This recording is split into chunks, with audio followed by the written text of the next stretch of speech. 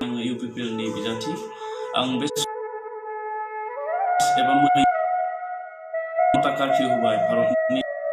नरेंद्र मोदी आरो आसाम सरकारा बेखौ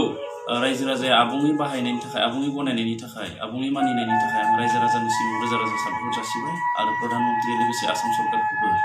आंनि गोसो गोरबोनिफ्राय जासिबाय आरो बे समाव आङो नैबे खोथाखौ खावलायनो नागिरदों जिहेतु सारा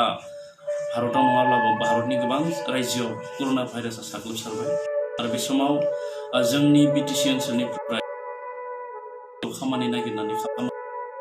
लोगोसे जोंनि भेरगाव समष्टिनिफ्रायबो गोबां सेंग्रा सिख्ला लाइमोन लोगो बिथांमोना खामानि मावनो थाखाय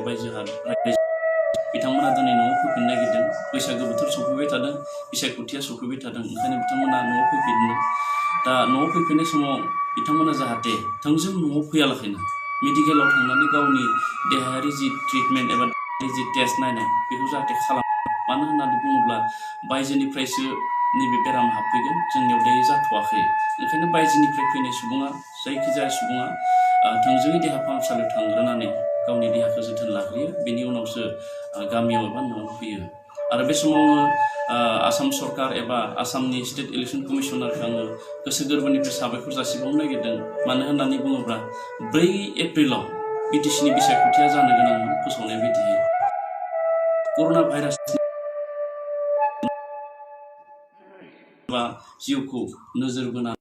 बिसायख'थिखौ